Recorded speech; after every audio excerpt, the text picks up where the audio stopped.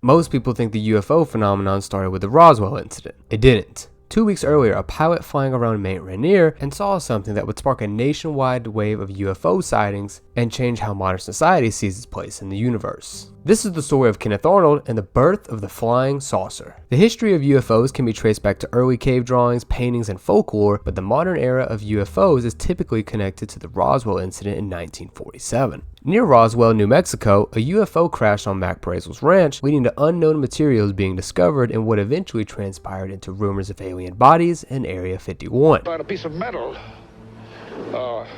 about a foot and a half to 2 feet wide and about 2 or 3 feet long. Felt like you had nothing in your hands. It wasn't any thicker than the foil out of a pack of cigarettes.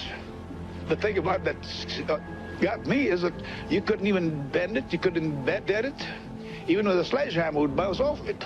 But the UFO phenomenon actually began 2 weeks prior with Kenneth Arnold. He was a pilot, a member of an Idaho search and rescue unit, and was known for his professionalism and reliability. Kenneth is best known for reporting what is the first widely publicized UFO sighting. He was flying near Mount Rainier, aiding in the search of a missing C-46 plane with 32 Marines on it since there was a $5,000 reward. He says he was blinded by a flashing light, and then another shortly after, which he assumed was sunlight reflecting off the wing of another plane. He got a better look and saw 9 objects in formation and assumed they were secret military aircraft until he realized he couldn't make out any tails, wings, or any exhaust. He drew a description of them and said they all looked the same except one that was crescent shaped. They were thin black lines when looking at them from the side, and he could only see their shapes when they made turns, which they all did in unison. He described the crafts as periodically flipping, banking, and weaving side to side like the tail of a Chinese kite. He said they moved like a saucer, skipping on water. And photos from William Rhodes from only 2 weeks later depict an object matching Arnold's description. The crafts were visible for 2.5 to 3 minutes, and Arnold timed how long it took for them to cover the distance between Mount Rainier and the nearby Mount Adams, with this being 1 minute and 42 seconds, which comes out to a speed of over 1,200 miles per hour. And he wasn't the only one. There were at least 15 other sightings the same day in Washington, Oregon, and Idaho, including Fred Johnson, who was in the Mount Adams area, claiming to see the same objects at the same time through the telescope he had with him. He continued to look for the downed plane for another 15 to 20 minutes, never finding the plane, but it was found the next day, confirming the death of all 32 Marines on board. Once Arnold landed, he immediately reported what he had seen. Within hours, the story was already being printed in newspapers, and it quickly became a nationwide story. And what happened next is what turned this from just one sighting into a nationwide phenomenon.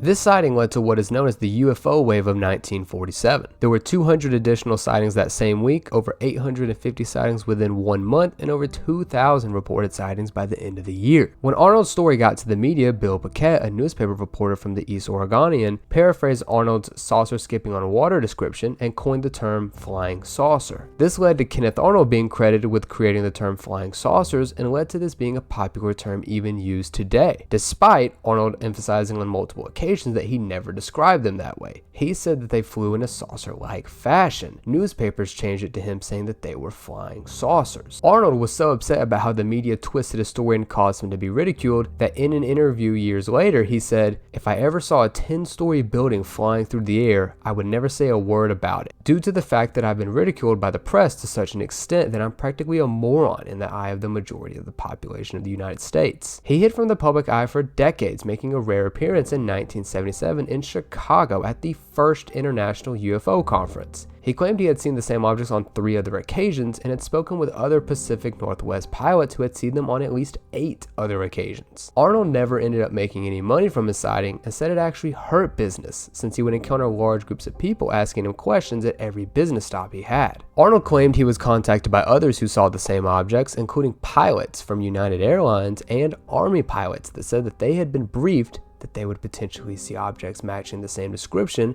when they went overseas for World War II. Arnold said he received letters from people worldwide claiming to have seen similar objects from California, Bermuda, and Sweden. He ended up writing a 16-page booklet titled The Flying Saucer as I Saw It. The government and military first attempted to ignore the nationwide interest in Arnold's sighting, but as popularity grew, they couldn't. Weeks later, and only a few days after the Roswell crash, the Pentagon decided to follow up on UFO reports from qualified observers, as they began to believe these sightings may have some validity. 3 days later, Kenneth Arnold was asked to come in for an interview. The military began investigating his sightings coinciding with Project Saucer in 1948, before changing the name to Project Sign and concluding that the sighting was inconclusive. Project Grudge was also established, and then Project Blue Book was established in 1952 and officially ended in 1969 and reopened the case, concluding that the sighting was just a mirage. A mirage is an optical illusion caused by atmospheric conditions. An example of this is how hot air seems to ripple above a road, which this explanation doesn't hold up because Arnold saw them through his windshield initially, but then turned sideways to observe them out of his window with a completely unobstructed view. So multiple minutes of viewing the objects from different angles and points in the sky along with other witnesses. Skeptics also argue the typical explanations that it could have been birds or he could have miscalculated distance and speed. They've suggested Arnold may have seen early top secret military aircraft such as a German Horton Ho 229 brought to the US after World War II through Operation Paperclip, or Northrop Grumman's YB-49, which is considered the grandfather of the B-2 stealth bomber. But both of these had a max speed half of what Arnold reported, both have visible exhaust and wings, and both only had 1 to 2 prototypes that were ever created. They never hit production, and therefore couldn't have been the 9 objects that he saw.